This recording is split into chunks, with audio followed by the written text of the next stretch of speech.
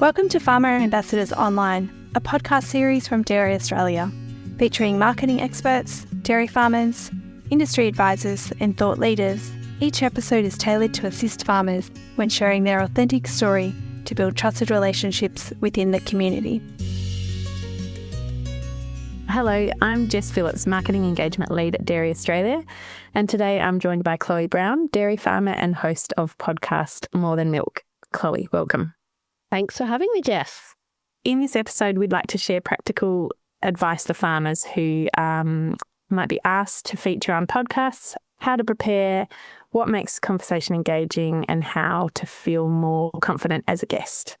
So let's start off with a little bit about you, Chloe. Tell us about your farming and dairy background. Yeah, so I started dairy farming maybe 15 years ago or so. I was brand new. I married a dairy farmer, constantly thought I didn't want to be in dairy and kind of fell deep for him and the farm. And so I come in knowing nothing, which kind of helped and then also didn't at the same time. So, fast forward a few years, I was constantly like, but why are you doing that? And what are you doing? And he was on a family farm. It's his family farm. And we milk about 200. And I was just constantly going, why and what? And can you do it differently? And I don't understand. And so it was kind of just me constantly peppering him with questions that he would go, oh yeah, it's always been like this, or we've done it this way forever. And it wasn't until I sort of spoke to more people, because I was constantly looking for the recipe. Just follow me, let me know exactly step by step, how do I nail this thing? And spoiler alert, there is no recipe. And it's actually, not one You like your own recipe. You do. You have to create your own recipe. So I really kind of got fascinated by how people did what they did and how they could figure out what their recipe looked like, and how do you choose what system you are, or is it just we've always been like that? And it's not until you actually get more exposure that you realise so many people are doing it so differently that you can actually pull little bits from everywhere. So that was kind of the catalyst for the podcast, that how do we share these stories of everyone doing it differently? Because no one's got time to go and sit with 15 different farmers. We're all welcome and open to share what we're doing, but who's got the time to actually go and visit people and see what they're doing and have that deep business understanding, but without actually being like nosy. We don't want to be nosy and say, show me all your books, but how do you do things? So I started the podcast 3 years ago now, which is scary to think, because I am not a media person. I'm not trained in this. I have absolutely no skills in any way, shape or form. I Googled, how do you start a podcast? What's the best microphone to have? I'm making this up as I go along. But it is just kind of, it's happened, and I just keep rolling with it. And I think, it's now, 85 episodes are out into the world. That'll be probably more than that by the time people hear this. But it's kind of just it's been an evolution of me trying to figure out what's my best system on farm, but then how could I share that with other people so that they might pick up some little insights and how they could implement one change on their farm if they're looking to change. Yeah, it's so fantastic and great for farmers to listen to, but also from industry people, and I'm sure people that aren't in the industry interested to know what it's like to be a dairy farmer. Okay, let's pick your brains for some tips here. From your perspective, what makes a great podcast guest? Someone who's passionate. So I actually don't care what you know or how much you know, but you need to be able to actually share why you're passionate, because you can hear it. So the guests they can feel your passion when you talk about something that you're interested in. If you were to ask me about going on and speaking, I don't know, Formula One racing, I could blurt you facts, but it would be as boring, because I don't care. I'm not fascinated. I don't understand it. So I could talk about it, but does it make it engaging for a listener? Probably not. So I think it's, if you know what you're talking about, and if you care about what you're talking about, then it's easy, because people hear that and feel that. And trying not to be somebody that you think the listener is wanting to be, because if you just are people will pick up on that. Yeah, awesome. And how should someone prepare before coming on a podcast? And so this is a really interesting one because I've done a heap of episodes myself and have been on a few podcasts, and the variation in preparedness is very different. And so having spoken to some other people who've also done some other podcasts, they're like, oh, you give me so much more information about coming on the podcast than some of the other big podcasts. So from someone who would like to know what I'm actually talking about, I would like to have a chat and know what are the topics that we might cover, or what's the intention from that podcast host. So if you're coming on More Than Milk, I will send you a list of things that we might cover. There's no specific questions because there is no set, we don't follow a script. It's kind of very conversational. But if I was to come on a Dairy Australia podcast, for example, into Dairy Pod, I would expect that I can see what my topics are going to be, what the plan would be, and how you could actually then work your way through it mentally, not to make notes, but to be able to be prepared enough to say, yes, I can talk to that, or no, I can't. Because once again, if you were asking me to come on to a Formula One racing podcast, I would need to figure out how I can actually talk to those bits if they were but if you hadn't actually told me that it was about F1 and I thought I was going to talk gardening, it's a very different podcast experience for the guest and the host. I'm sure. And what are some common mistakes to avoid that you've experienced? So it's touching. So I don't know whether you can you hear all of the the touching or the clicking of pens? And maybe it's because maybe it depends on where you're recording and when how good your microphone is and what I've got noise cancelling on the microphone, so potentially it's not, if you're just using a general computer or your earbuds or something, you can pick up those things, which can be quite distracting. Most of the time you can kind of dull it in editing, but sometimes it's not possible. So that's kind of, try not to touch stuff or move around a lot if you can avoid it. You want to be comfortable, but not, you don't want to be fidgeting all of the time. Another big one is people not turning their phones off. But then all of a sudden you'll be halfway through a sentence that's really pivotable. We can cut those bits out because that's what you can do in editing. But you can't cut out a ringtone of someone's phone going off when it's midway through the sentence, because then you either have to start the sentence again. So it's those little tiny things that people don't realise. And the best audio is kind of ideally if you're a quiet room, away from distracting kids or, soundproofed and all the things. Most of the time now when you're recording via a computer, the editing software will actually get rid of the background noise and kind of soften it. We've come a long way in terms, even in the 3 years, we've come a long way about what it sounds like. But most listeners to a podcast aren't expecting radio quality, deep professional microphones in a soundproof booth, and I don't have a podcast studio. Most of the time my episodes are done at the kitchen table with the guest, we're just having a chat. So I think making sure it's reasonably decent, in terms of it's quiet, so you haven't got tractors driving past or planes going over or kids running through, because you'll definitely hear that or you'll be distracted by that. But they're kind of the main ones. Good tips.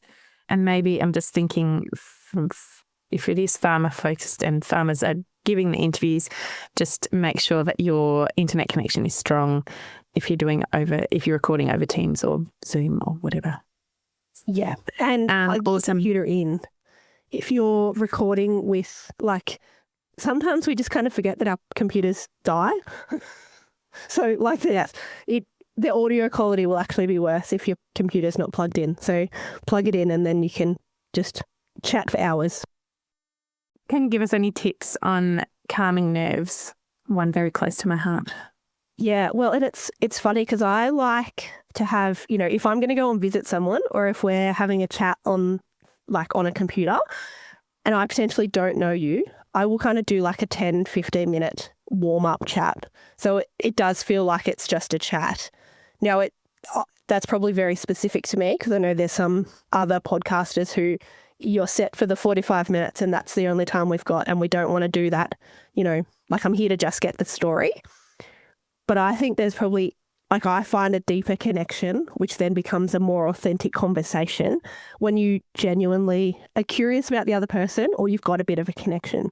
So it might be that, hey, Jess, I know you're a new mum and you've got all of these things going on. How's your day? Or like, what's the grass doing? Or how's your farm going? Or like, what are the cows milking like at the minute? So it kind of just feels like a chat already.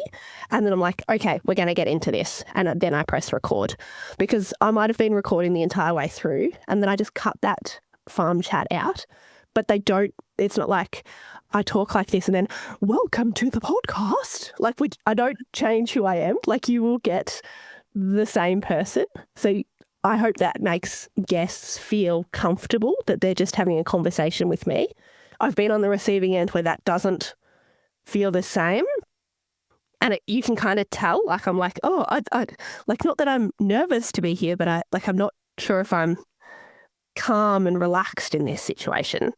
So I think it's really important if you're going on a podcast to know what that host is like or what their intention is so that you can kind of get a feel for what it looks like. Because once again, if you're going on a podcast that you're not sure about or you really don't like the person or the theme, then you're going to kind of have your guard up anyway. Whereas if you can try and be, it's not always with someone that you know, but someone that you can relate to or you kind of, those parasocial relationships, it feels like the host, they're the best conversations really. And what's one piece of advice you'd give to a first-time podcast guest? Have fun. Enjoy it. Like it's not meant to be scary and it's meant to be about you sharing your passion and your excitement and your knowledge because you are an expert in whatever it is. Like if I'm saying, Jess, can you tell me about dairy ambassadors? You'd be able to give me a 15-minute spiel about what makes your heart sing. That might be very different to someone else. And it actually doesn't matter because that story is still important. And I think when you're talking to dairy farmers trying to sell our story, you just need to figure out what that thing is that makes their heart sing, and then they'll be able to talk with confidence and with joy, and it will just flow. And all of a sudden you're like, oh, an hour's gone by and we haven't even realised. Whereas if you're trying to force a conversation or making people like pre-warning them with questions that they're like, oh, this is the one I'm going to get stuck on, you can feel them tense up and be like, oh, I'm waiting for you to ask the question that I'm not confident about. So yeah, just enjoy it because it is meant to be.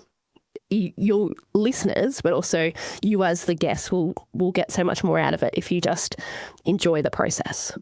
Because not every dairy farmer is great with words. Sometimes that's not our strength. Yeah. How do dairy farmer ambassador programs, and the sort of that resource building that Dairy Australia is doing, how does that help dairy farmers everywhere try and be better, to use their voices better? Great question. And I think it seems really obvious, but I think, as you say, I think it's really just important to be authentic and really true to who you are. There's no need to try and be someone else or say what you think the audience wants you to say or what you think they want to hear. And yeah, podcasts are just a really great way to connect with people in an informal and natural way through conversation and telling a story. So the beauty of a podcast is that it's about you and nobody knows you more than you. So I guess we can give you all the resources in the world, but you know your story. So just telling that and knowing that people are interested and sometimes, fascinated to hear a different perspective, and your story should hopefully make you feel more confident in doing that. And it's a really great way to connect with people and resonate with others. Love it. And so I suppose, Jess, if I'm thinking about Dairy Pod, if you're going to give me some key criteria or, if you're going to come on my podcast and, I've given you the topics, should I write notes? Like, because are Dairy Australia going to supply me with sort of talking points, or how do you sort of being true to you and being authentic and sharing your story rather than the script, I suppose? Yeah. Well, again, I think it comes back to being and sounding natural and authentic. We've all heard and watched people presenting and reading words directly from their song sheet or notes, and I think we'd all agree that it's just not as engaging as a good old chat. So by all means, write down notes, maybe some dot points, so that you don't lose your train of thought or forget what you want to say or mention. But the beauty of your podcast is that it's that conversational, relaxed, natural kind of format. So it's definitely better to not be scripted and sound a bit robotic and monotone. Yeah. Well, and you can hear it. Like it's funny when you don't realise you can, and then you actually listen back and you're like, oh yeah, you can absolutely hear that. You should hear some of the outtakes from my introductions and my closing little, snippets for the podcast, because I will write a script of like the things that I have to say every time.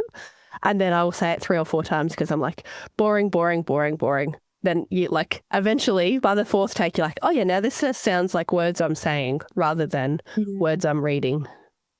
Yeah, I've tried to make things in the past. I've read scripts and tried to make it sound like I'm not reading it, but you're right. When you listen to it back, you very much can hear that you've read it word for word. But the more times you read it and then you actually say it out loud, so maybe this is, practice in the days leading up, that you could actually write the script, read the words, say them out loud, say them into the car, say them in the tractor, do whatever you're doing, because then they'll actually be in your head. So then you can actually, rather than following the script, you can feel confident in those words, but it sounds like a conversation rather than words on the script. Yeah, for sure. Good tip. Okay, Chloe, let's bring it all together. Can you give us 3 top tips for anyone doing a podcast interview? Quiet room, have some water with you. So like whether it's a coffee or a drink of some description, so that if you get a bit cotton mouthy and no one wants to hear that. So have a drink with you and have fun, smile and enjoy it. And actually, yeah, if you say something wrong or if you muck it up, the person that you're talking to will be more than happy to edit that out. No one's trying to make you sound bad, but, just say, I don't want to do it. And like that bit's wrong, and then start again, because you'll have a more authentic conversation when you're just telling your story and having fun. Great, thank you. And I did ask for 3, but I might just add in 1 there for a 4th, a bonus round. And it's a little bit more of a marketing one, but know your message. So you don't have to come out all jargony or whatever, but if you've got one point that you want to get it across, it helps if you ever get lost in your conversation, if you go off on a tangent, to always come back to that message, and it kind of steers you back on track and makes sure that you get across what you're wanting to say. That would be my tip.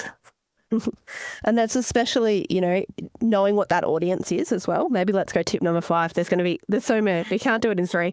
But know what your audience is, so that if you are on a, say if Dairy Pod want to talk about nutrition and like that's kind of the theme for the podcast, know that so you don't go deep in the technical. But if you're, if you were going on a popular mum podcast, for example, where it's going to be very broad in their audience, maybe don't talk technical dry matter per kilos of hectare and megajoules of energy, and people are going to get lost and confused. So like know what your audience is that you're talking to, so that key theme is actually then easy to know. So you can kind of direct traffic, I suppose, so you don't get lost in wormholes of, because we talk lingo and terminology just kind of, spouts out when it's 2 farmers talking to farmers. But if you're doing that to an audience of plumbers, for example, they're going to have absolutely no idea what you're talking about and probably will just turn it off. Yeah, great tip. Knowing your audience is key. And do you think being on a podcast can help grow confidence in sharing your story and being confident in doing that? And what would you say to anyone sitting on the fence about saying yes to being a guest? I think there's like the amount of people that have said no to coming on More Than Milk because they don't think they're good enough, or they don't think their story is important enough, is astonishing. Some of the best farmers, like I consider really great farmers, still have self-doubt about sharing their story and sharing their impact. So like, do not let any of those little negative voices in any decision-making process, because you should just be able to share your story. It is your story. It's valuable. Every single person has a story that shapes our industry, shapes the way that we bridge the gap between farmers and consumers, bridges the gap between kids that have got no idea where their food comes from our storytelling can make all of the world a difference in terms of trust and in terms of how we actually progress our industry. You know, we're only going to get harder and harder with that social license piece. So how can we actually break some of that down before it actually gets to that point? It's going to come from farmers.